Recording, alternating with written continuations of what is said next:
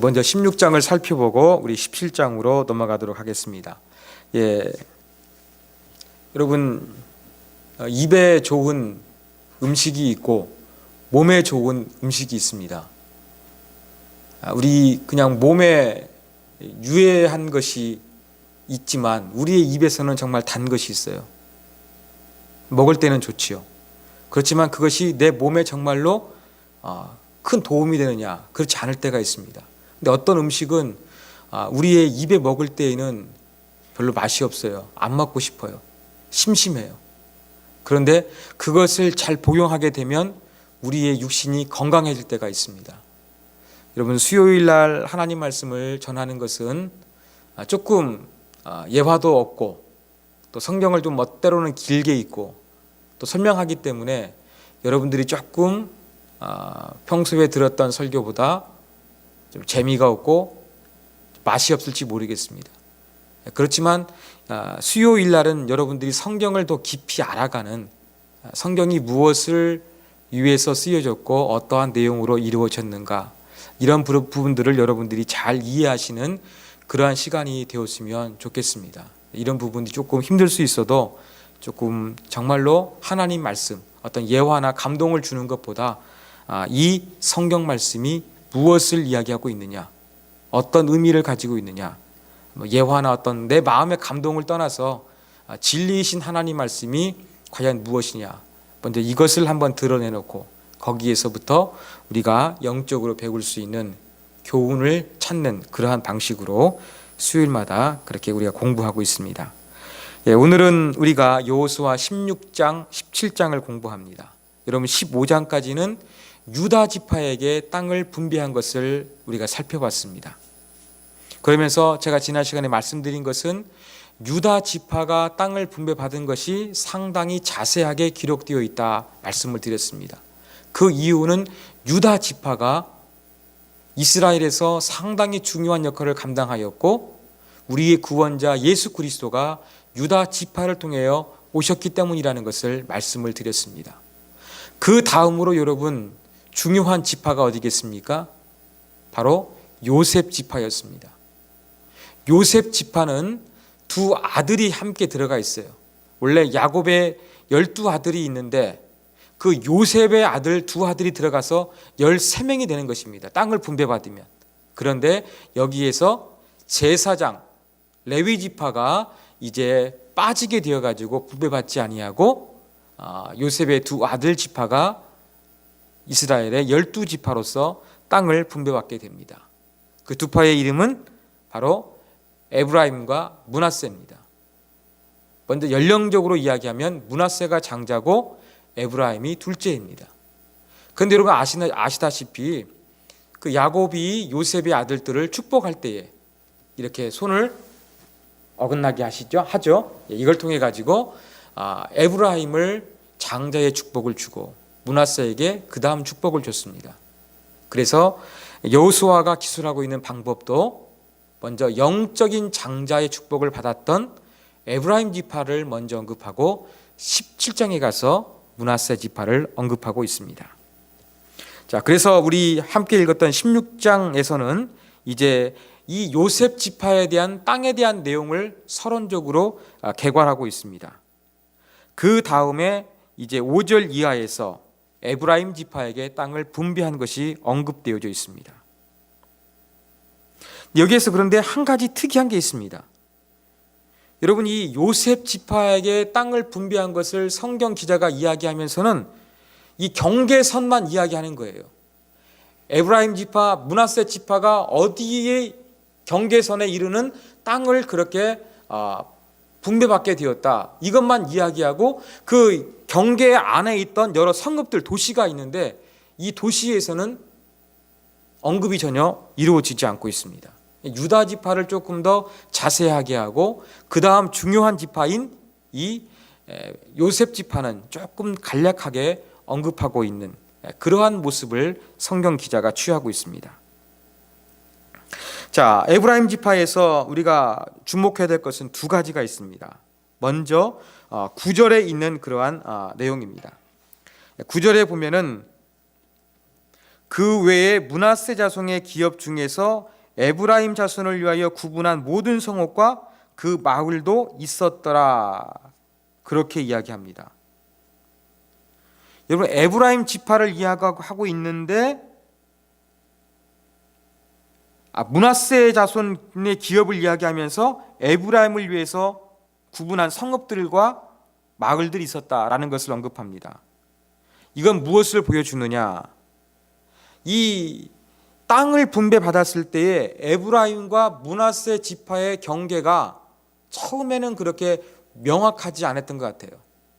지역을 언급하고 있는 것처럼 경계선은 분명했는데 그들이 실제로 살았던 것은 땅은 넓으니까, 이제 땅이 없다 갑자기 땅이 생겼지 않습니까?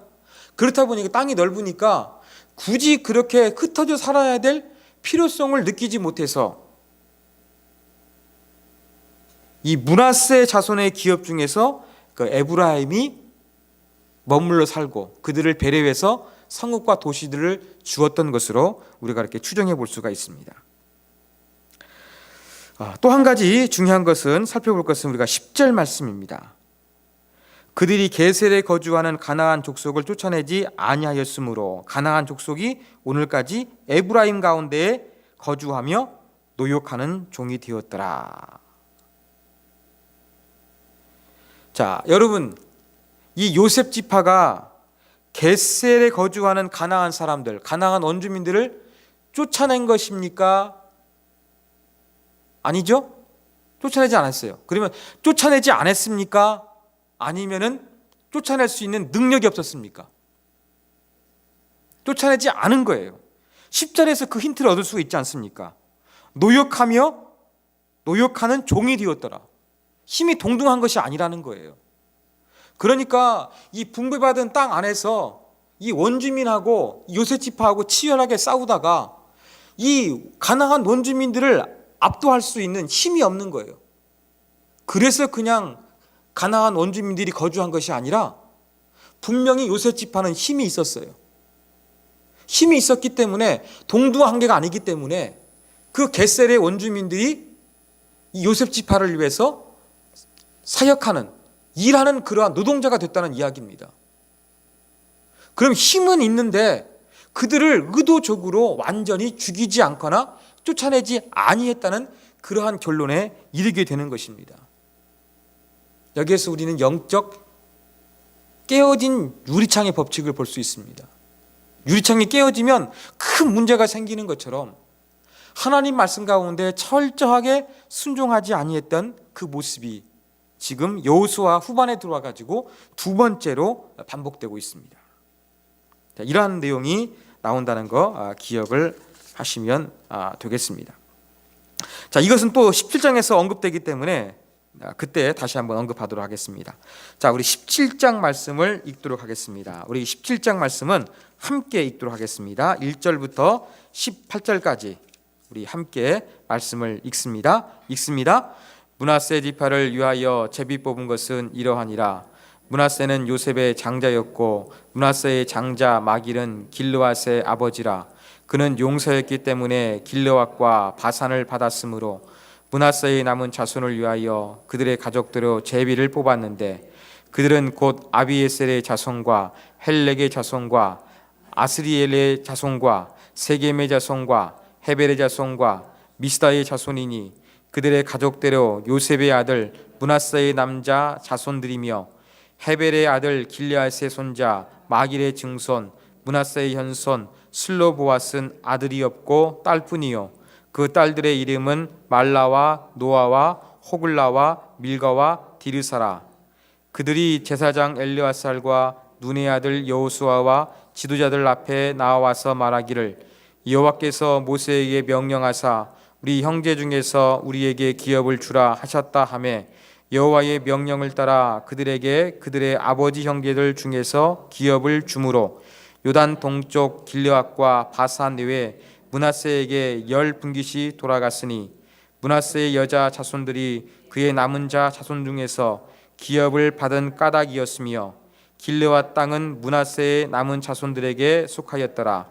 므낫세의 경계는 아셀에서부터 세겜 앞 믹므다까지며 그 오른쪽으로 가서 엔답과 주민의 경계에 이르나니 답부아의 땅은 므낫세에게 속하였으되 므낫세의 경계에 있는 답부아는 에브라임 자손에게 속하였으며 또 그 경계가 가나 시내로 내려가서 그 시내가 남쪽에 이르나니 므낫세의 성읍 중에 이 성읍들은 에브라임에게 속하였으며 므낫세의 경계는 그 시내 북쪽이요 그 끝은 바다이며 남쪽으로는 에브라임에 속하였고 북쪽으로는 므낫세에 속하였고 바다가 그 경계가 되었으며 그들의 땅의 북쪽은 아셀에 이르고 동쪽은 이사갈에 이르렀으며 이사갈과 아셀에도 므낫세의 소유가 있으니 곧 베스완과 그 마을들과 이블르함과 그 마을들과 돌의 주민과 그 마을들이요 또 엔돌 주민과 그 마을들과 다아낙 주민과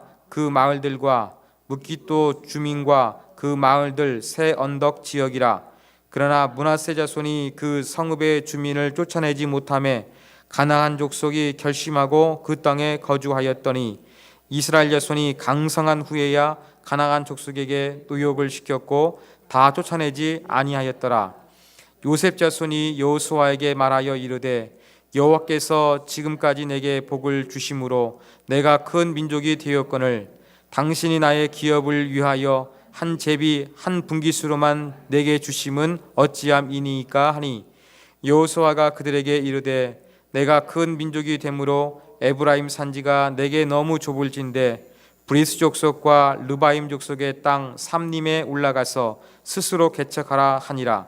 요셉 자손이 이르되 그 산지는 우리에게 넉넉하지도 못하고 골짜기 땅에 거주하는 모든 가나안 족속에게는 베스왕과 그 마을들에 거주하는 자이든지 이스라엘 골짜기에 거주하는 자이든지 다 철병거가 있나이다 하니 여호수아가 다시 요셉의 족속 곧 에브라임과 므낫세에게 말하여 이르되 너는 큰 민족이요 큰 권능이 있은즉 한 분깃만 가질 것이 아니라 그 산지도 내 것이 되리니 비록 삼림이라도 내가 개척하라. 그 끝까지 내 것이 되리라. 가나안 족속이 비록 철병거를 가졌고 강할지라도 내가 능히 그를 쫓아내리라 하였더라. 아멘. 17장 내용은 이제 요당 서편이죠. 건너갔으니까 므낫세 한 지파가 아니라 동편에서 므낫세 반절 2분의 1 지파가 기업을 받았으니까 나머지 지파에게 이제 땅을 분배하는 내용입니다. 전에 말씀드린 것처럼 땅을 분배할 때는 제비를 뽑아서 분배를 했습니다. 자, 이 므낫세 지파의 이 기업한 지파에게 분배한 그러한 내용들 중에서 우리가 특별히 주목해야 될 부분은 무엇이냐? 바로 3절 이하에 있는 슬로브앗의 딸들에게도 땅을 분배했다는 내용입니다. 이 부분은 이제 민수기 27장을 이제 배경으로 하고 있는데요. 그 슬로브앗이 아들이 없이 딸만 있었고 하나님께 충성하다가 세상을 떠나게 되었습니다. 그때의 딸들이 와가지고 아버지가 충성하다가 이제 하나님 곁으로 가게 되었으니까 우리에게도 살 수 있도록 땅을 달라. 그러니까 그 땅을 허락해 준 거거든요. 그런데 이 약속의 땅을 분배받았을 때 슬로브앗의 딸들이 그 약속을 기억하고 땅을 분배하는 분배위원들 있지 않습니까? 이런 사람들 앞에 나와가지고 땅을 요구해서 받게 되는 내용이 조금 상세하게 언급되어 있습니다. 약속한 것이 이루어진다는 것을 보여주고 있는 것입니다. 자, 이런 특이한 내용이 여기에 하나 기록되어져 있고요. 또 한 가지 이제 12절 므낫세 자손이 성읍의 주민들을 다 쫓아내지 아니했다는 기록이 또 언급되어 있습니다. 16장 10절과 17장 12절에 와서 이러한 부분들이 언급되어 있는 거예요. 재미있는 것은 므낫세 자손이 그 성읍들의 주민을 쫓아내지 못함에 가나안 족속이 결심하고 그 땅에 거주하였더니, 여러분, 사람 마음 가운데 의지가 강해야 되는데 지금 므낫세 지파의 사람들은 땅을 점령하고 그 지역에 있는 원주민들을 다 멸절시키고자 하는 그 마음이 약한 거예요. 이 마음이 약하니까 그것을 원주민들이 이용하는 것이죠. 어떻게 이용합니까? 나 죽어도 여기 살아야겠다. 이 하나님의 백성, 이 므낫세 지파하고 투쟁해서라도 끝까지 이 땅에 살아야겠다. 이러한 결심을 하게 되어가지고 결심하고 달라들으니까 그 다음에 보니까 이제 이스라엘 백성들이 므낫세 지파 사람들이 그들을 쫓아내지 못하는 거예요. 13절에 보니까 어느 정도 힘을 키운 다음에 뭐 한 겁니까? 노동자로 삼았다는 이야기가 언급되고 있는 것입니다. 여기에서도 여전히 하나님 말씀 가운데 순종하지 못한 그러한 이스라엘 지파들의 모습을 발견할 수가 있습니다. 이러한 내용이 언급되어 있고, 그 다음에 이제 14절부터는 어떤 내용이 이루어지느냐. 이 요셉 지파가 똘똘 뭉쳐가지고 와가지고 여호수아에게 땅을 더 달라고 요구합니다. 그러한 내용이 조금 자세하게 기록되어 있습니다. 그들의 논리는 무엇입니까? 우리는 지금 하나님께 복을 받아가지고 큰 민족을 이루게 되었다. 그런데 어찌 한 지파에게 해당하는 그러한 조그만 땅덩어리를 주느냐. 우리에게 땅을 더 달라. 그렇게 이야기를 하고 있는 것입니다. 그때 여호수아의 반응이 무엇이냐. 15절에 보면 큰 민족이 되므로 긍정해줘요. 또 에브라임 산지가 부족하다. 이것도 긍정해줘요. 그렇지만 어떻게 합니까? 완전히 거부하고 혼내는 것이 아니라 그들의 말하는 것이 맞을 때에는 인정해 주되 어떻게 하느냐. 부족하니까 브리스 족속과 르바임 족속의 땅 삼림에 올라가서 스스로 개척하라라고 이야기하고 있는 거예요. 땅이 부족해? 너희들이 말 다 맞아. 그렇다면 너희가 어떻게 해야 되느냐? 스스로 개척하라 이야기합니다. 이야기를 듣고는 요셉의 두 지파 기분 좋았겠습니까? 안 좋죠. 핑계를 댑니다. 지금 여호수아가 언급하고 있는 그 땅덩어리는 산악지역인 거예요. 그 산악지역 개척한다 할지라도 그 땅이 너무 작다는 거예요. 그리고 그 땅에 살고 있는 사람들이 누구느냐? 누가 중요한 것이 아니라 어디든지 그 산골짜기에 살고 있는 원주민들이 강력한 무기를 가졌다는 것입니다. 첨단 무기 가졌다는 거예요. 그게 무엇이냐? 철병거를 가졌다는 것입니다. 아직 철기 문화를 경험하지 못한 이스라엘 백성들이 이 철병거로 무장한 그러한 가나안 원주민들이 있기 때문에 우리는 싸워서 이기기가 힘들다. 그렇게 이야기를 합니다. 그러니까 다시 한번 여호수아가 어떻게 이야기합니까? 산지라도 너희가 개척하면 다 너희 땅이 될 것이다.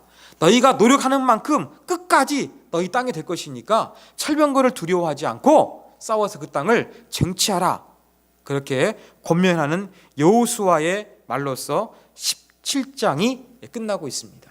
네, 이것이 바로 16장, 17장 요셉 지파에게 땅을 분배한 내용입니다. 자, 이러한 말씀을 통해서 우리가 영적인 교훈을 얻기를 원합니다. 자, 첫 번째 교훈입니다. 첫 번째 교훈은 무엇이냐면, 여러분, 경제적인 이윤보다 더 중요한 것이 있음을 우리가 놓치지 않기를 원합니다. 무슨 말이냐?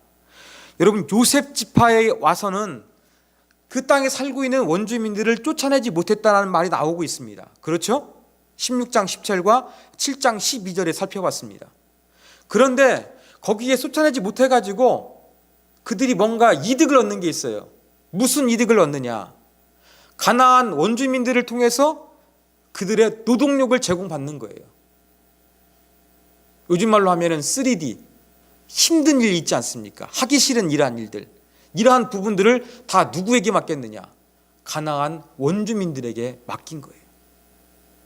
이게 너무 좋거든요. 여러분, 이제 이스라엘 백성들이 가나안 땅을 분배받았습니다. 그러면은 집도 짓고 뭐 도로도 내고 또 뭐 청소도 하고 뭐 그런 작업도 해야 되지 않겠습니까? 그렇다 보면은 노동력이 상당히 많이 필요합니다.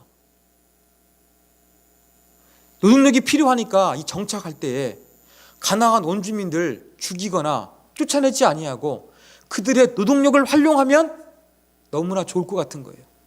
그걸 활용한 겁니다. 제가 볼 때 또 한 가지 이유가 있던 것 같아요. 자, 이제 이스라엘 백성들은 40년 동안 이 광야에서 방황하다가 가나안 땅에 들어왔어요. 그 땅에서 삶의 터전을 일구고 살아가야 됩니다. 그런데 그 땅은 잘 모르는 낯선 땅이에요. 낯선 땅에서 어떻게 농사를 지고 어떻게 목축하고 이 기후의 이 지역의 특성은 무엇인지 잘 모르지 않습니까? 그런데 그 가나안 원주민들이 살았던 그 사람들을 남겨두면 그들의 삶의 지혜와 문화를 통해서 보다 쉽게 정착할 것 같은 생각이 들었던 겁니다. 이러한 생각에 의해서 가나안 원주민들을 다 쫓아내거나 완전히 그들의 생명줄을 끊어야 되는데 그렇게 하지 않은 거예요. 무엇 때문이었습니까? 자기의 편리함과 자기에게 누릴 수 있는 경제적인 이득 때문에 이걸 하지 않았던 것입니다. 편했죠, 정말로. 그런데 이러한 조그마한 어떠한 경제적인 이득을 위해서 이스라엘 백성이 후대에 치러야 될 대가는 아주 컸습니다. 반복되고 있는 게 무엇이냐? 여러분, 하나님께서 이 이스라엘 백성들이 가나안 땅에 들어가서 가나안 원주민들을 다 멸절하는 이유가 무엇이었느냐? 그들은 음란한 문화를 가지고 있었어요. 하나님을 거역하는 문화를 가지고 있었고 그들의 문화를 보면서 이스라엘 백성들이 마음을 빼앗겨서 하나님을 섬기지 않을 가능성이 있으니까 영적 순수함을 유지하기 위해서 하나님께서 다 그들을 죽이라고 말씀하신 거였어요. 그런데 그들의 노동력이 너무나 탐이 나니까 그들을 죽이지 않은 거예요. 힘든 일, 어려운 일 그들 시켜가지고 편하게 정착하면서 살았다는 것입니다. 처음에는 좋았죠. 근데 어떤 문제가 발생하게 되었습니까? 그 가나안 원주민들이 가지고 있었던 우상 숭배의 문화, 하나님을 거역하는 문화가 이스라엘 백성들에게 들어오기 시작하는 거예요. 사사기 시대에 들어오면 자기 소견대로 행동했다고 이야기하고 있습니다. 갑자기 사사시대에 와가지고 이스라엘 백성들의 믿음이 떨어진 게 아니라 지금 여호수아 후반에 와보니까 어떤 일입니까?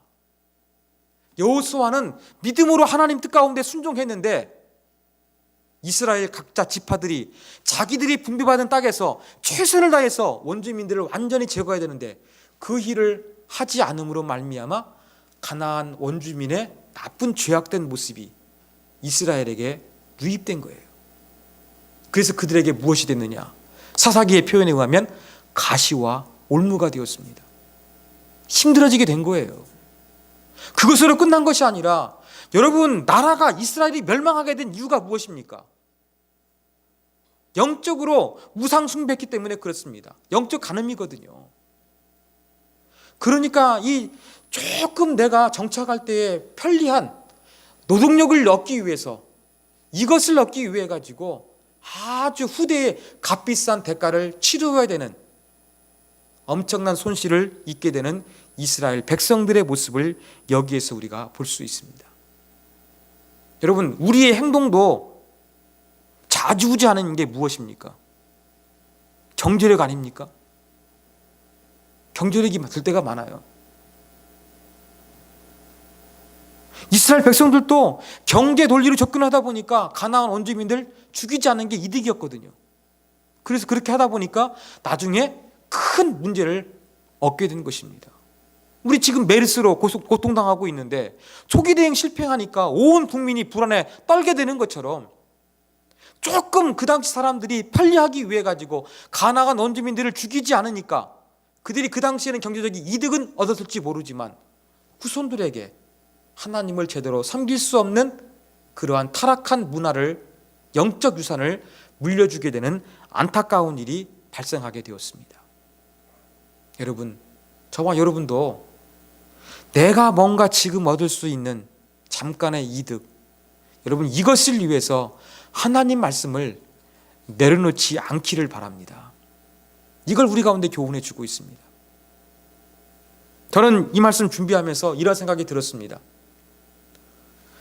조금 이 자리에서 드릴 말씀인가 아닌가 모르겠는데, 저는 교회 공사하면서 가급적이면 좀 싸게 하려는 마음도 많이 있었지만 너무 그래도 박하게 하려고 하지 않았습니다.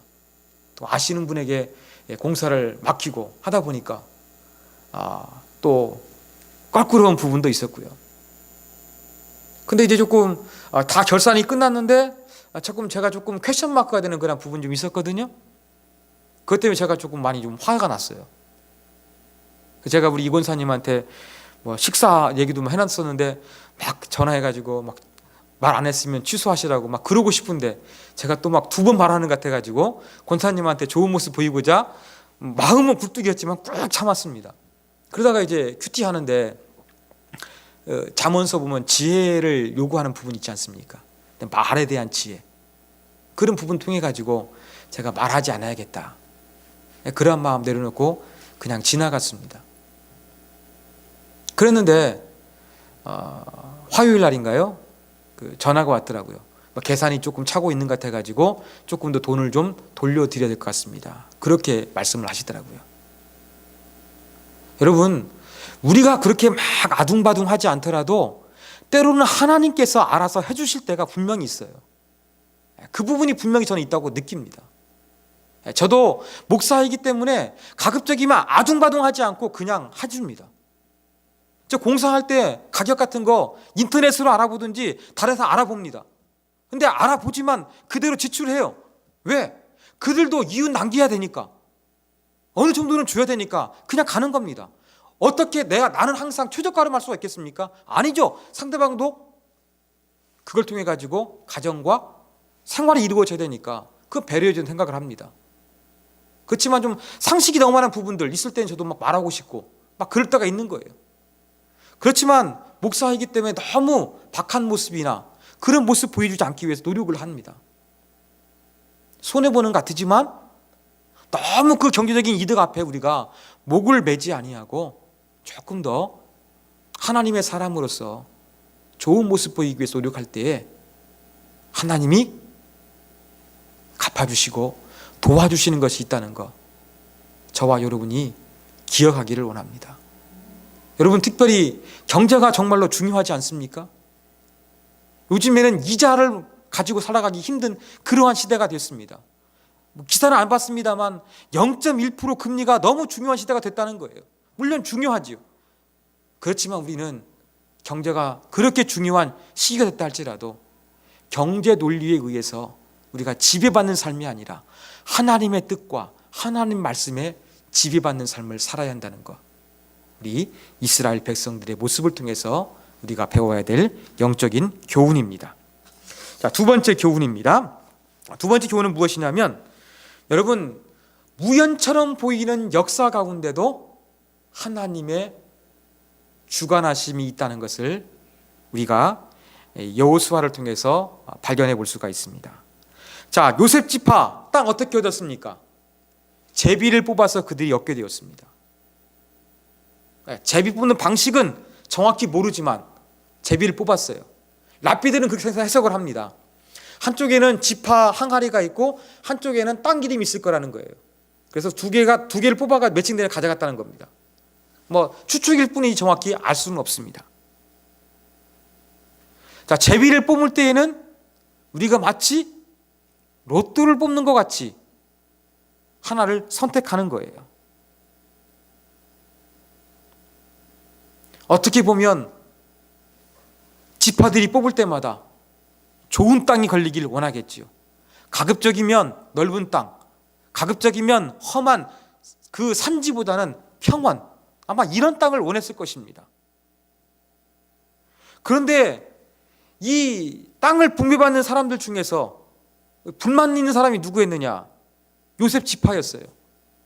아까 말씀드린 자기네가 숫자가 많다는 거예요. 정말로 이스라엘 12지파 중에서 레위 지파를 빼고 이 지파 중에서 가장 인구수가 많았던 지파가 어디냐? 므낫세 지파였습니다. 그 다음이 유다 지파예요. 에브라임과 합치면은 인구도 제법 되는 거예요. 에브라임은 조금 적게 받았거든요. 에브라임과 므낫세 지파가 8만이 넘어갑니다. 8, 9만이 되어가요. 땅이 적다는 거예요. 불평을 합니다. 분명히 에브라임 지파편에 의해 생각할 때에는 자기들은 두 지파인데 한 지파 목밖에 받지 못해서 우리는 불만이다. 그렇게 요구하고 있는 모습을 보여주고 있다는 것입니다. 복불복으로 그들이 조금 운이 없어가지고 좁은 땅을 뽑은 것이냐, 그렇게 생각할 수가 있는데 그렇지 않다는 거예요. 자, 우리 여호수아 24장 32절로 한번 가겠습니다. 조금 넘기셔가지고 여호수아 뒷부분으로 가겠습니다.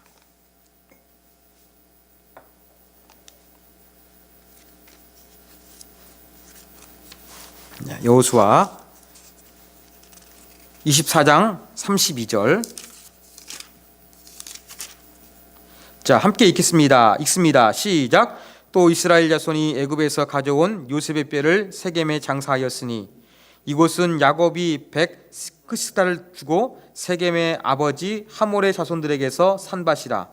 그것이 요셉 자손의 기업이 되었더라. 자, 세겜은 므낫세 지파가 받은 땅 가운데 있는 땅덩어리입니다. 제가 지도를 준비하다가 준비하지 않았는데, 여러분 축복과 저주를 선포했던 그 그리심산과 에발산이 있죠. 그 사이에 있습니다. 세겜이. 그리고 상당히 중요한 땅이에요. 왜? 믿음의 조상 아브라함이 하나님의 뜻 가운데 순종해서 처음 정착했던 곳이 어디냐? 바로 세겜 땅이었어요. 아주 중요한 땅입니다. 이 땅을 누가 사게 됐느냐? 야곱이 소유했어요. 자, 창세기 한 번 더 가겠습니다. 창세기 48장 22절.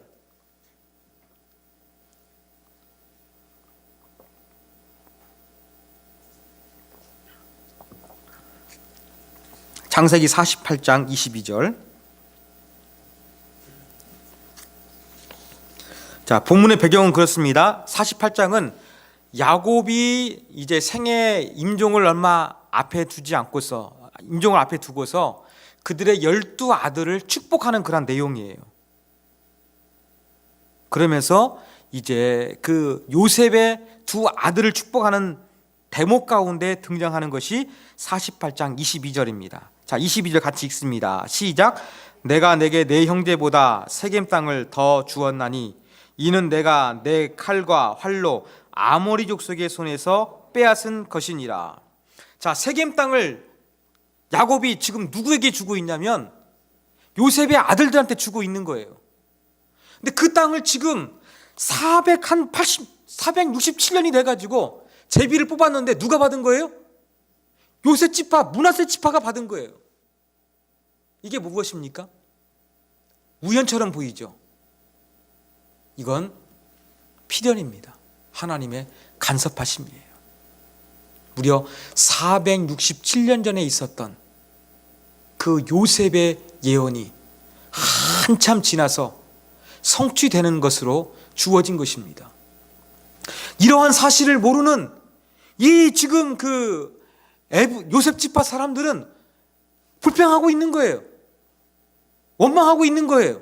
왜 우리에게 이 땅밖에 안 주느냐? 왜 이 땅을 주느냐? 불평하고 있는 거예요. 그렇지만 이것은 무엇이었습니까?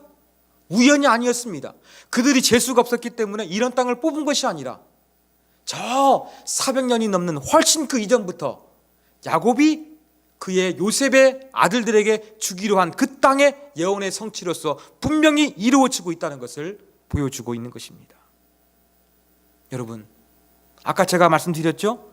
경제적 이윤보다 하나님 말씀을 더 신뢰하자고요. 그 근거가 무엇입니까? 하나님 말씀이 이루어지기 때문에 그렇습니다. 우연처럼 보입니다. 그러나 그 뒤에서 모든 것들을 다 섭리하시고 주장하시고 하나님의 뜻대로 이끌어 가시는 하나님이 계심을 우리가 놓치지 말아야 되겠습니다. 이것을 갖다 가르쳐주고 있는 거예요. 그런데 이러한 섭리를 전혀 잊어버리고 알 수 없는 이 요셉 지파, 에브라임 지파와 므낫세 반지파가 불평하였다는 것을 우리가 기억해야 되겠습니다. 자, 마지막 세 번째 교훈입니다. 여러분, 우리는 이 본문을 통해 가지고 영적 블루오션을 발견하는 삶을 살아야 한다는 도전을 받습니다. 여러분, 블루오션이 뭡니까? 서로 피자는 쟁여져 있어요. 그런데 내가 먹으면 누군가 못 먹게 되죠. 제로섬 게임이에요. 이건 레드오션이에요. 그런데 블루오션은 다른 사람에게 피해 주지 않으면서 내가 복을 받는 거예요. 내가 행복해지는 거예요. 바로 우리가 취해야 될 태도는 무엇이냐? 이 영적 블루오션을 가져야 한다는 것입니다. 여호수아에게 찾아온 이스라엘 그 므낫세 지파와 에브라임 지파는 우리에게 땅덩어리가 적다. 우리는 숫자가 많다. 이야기하니까 여호수아도 동의를 했습니다. 그러면서 그들에게 하는 말이 스스로 개척하라 그랬어요. 개척하라 그랬습니다. 여러분, 개척한다는 이 단어는 히브리 원어로 보면은 바라예요. 베레시트 바라 해가지고 창조한다는 의미가 있는 거예요. 이 본문에 의하면은 어떤 의미냐? 개간하는 걸 가리키는 겁니다. 산지는 뭐가 많습니까? 나무가 많은 거예요. 나무를 비워내고 땅을 평지를 다져가지고 개간하는 거예요. 이것도 하나의 창조이지 않습니까? 그래서 그런 단어를 사용하는 것 같습니다. 땅을 개간해서 너희 땅으로 만들으라는 것입니다. 만약에 이 요셉 지파의 이야기를 들어주게 되면 어떠한 일이 발생하게 됐느냐? 나머지 10지파가 난리가 납니다. 자기에게도 왜 이 땅 주느냐, 왜 이렇게 적게 주냐, 난리가 납니다. 그러면은 이스라엘 12지파는 완전히 그 오합지졸이 되는 거예요. 쑥대밭이 되는 거예요. 공동체성이 무너지게 되어 있는 것입니다. 그래서 다른 지파에게 피해도 주지 않으면서 그들이 부족한 땅을 어떻게 하는 것이 좋은 것이냐, 나아가서 점령하는 겁니다. 그런데 요셉 지파는 두려워했습니다. 무엇 때문에요? 철병거를 가졌기 때문에 두려워했습니다. 여러분, 우리가 싸움을 하는데 어떤 사람은 덩치가 좋고, 어떤 사람은 목소리 크고, 어떤 사람은 조금 막 인상이 포스가 장난이 아닌 그런 사람 있지 않습니까? 싸우면 질 것 같은 사람이 있어요. 근데 막상 부딪혀 보면 아무것도 아닌 사람도 있습니다. 여러분, 지금 이 므낫세 지파가 불안해하고 있는, 에브라임 지파가 불안해하고 있는 이 가나안 원주민들, 철병거를 가지고 있어요. 그런데 철병거는요, 눈에 좋은 그런 개살구입니다. 왜요? 산지에서 여러분 자동차가 위력을 발휘하겠습니까? 아니죠. MTB 같은 거 없으니까 그 당시에 산악 지역에 철병 가져도 그다지 효율이 없습니다. 평지에 전투할 때 철병거는 무섭겠지요. 그런데 산악 지역에 살고 있는 사람들이 철병거 가지고 있다고 무서워하면서 우리는 못 가겠는데요 라고 말하는 것이 요셉 지파의 모습입니다. 이러한 핑계거리는 뭘 보여주고 있느냐? 에브라임과 므낫세 반지파가 가나안 원주민들을 두려워했다는 것을 보여주고 있는 대목입니다. 두려움 때문에 못 나간 겁니다. 여러분, 우리의 영적인 새로운 블루오션, 아까 말씀드린 것처럼 내가 뭔가 얻기 위해 가지고 아둥바둥 싸우는 거, 여기에서 새로운 길로 가는 거예요. 하나님의 주권을 믿고서, 하나님 말씀 믿고서 새로운 길로 가는 거예요. 그때 우리는 뭘 만들어야 되겠습니까? 블루오션을 만드는 거예요. 남들이 안 한 것, 남들이 못한 것, 그것을 하면서 나아가는 이 블루오션, 새로운 것을 창조하는 그러한 삶을 우리가 살아야 한다는 것입니다. 여러분, 가나안 땅에서 들어와서 정착할 때에 므낫세 지파와 에브라임 지파가 땅이 부족했습니다. 없는 것이 많았습니다. 우리 시대도 그렇지 않습니까? 우리가 먹고 살기 위해서 노력하지만 늘 우리는 없어요. 주머니에 차질 않아요. 또 있어도 늘 부족해요. 성에 차지 않는 거예요. 이게 바로 우리 현실입니다. 자, 이러한 현실 가운데 늘 내 안에 없다 보면 불평과 원망이 가득할 수가 있습니다. 이때에 우리가 그냥 자꾸 불평의 말, 원망의 말, 낙심의 모습으로서 주저앉아 있는 것이 아니라 하나님을 믿고서, 말씀을 의지하라고 그랬으니까 말씀을 믿고서 새로운 길을 창조해 나아가는 그러한 삶을 살아야 되지 않겠습니까? 하나님이 열어주시는 새 길, 지금까지 존재하지 않았던 그것을 하나님께서 열어주시기를 위해서 우리가 사모하는 열심을 가져야 되겠습니다. 바로 여호수아는 이 두 지파에게 이것을 충고해 주고 있는 것입니다. 그래, 너희 말대로 너희는 복을 받아서 숫자도 많다. 그래, 너희 말대로 땅도 좁다. 그렇지만 너희가 하는 것은 무엇이냐? 살아계신 하나님을 믿고서 그 하나님의 손길을 확신하고서 너희가 점령하면 점령한 대로 다 너희 땅이 될 것이니까 나아가라. 이것이 너희가 얻어야 될 영적 블루오션이다 라는 부분을 여호수아가 말해줬던 것입니다. 저와 여러분에게도 이것이 필요합니다. 하나님, 내가 하나님의 사람이기 때문에 이기적인 모습, 아둥거리는 모습 보이지 않겠습니다. 나에게는 하나님이 살아계시기 때문에 새로운 블루오션을 열어주십시오.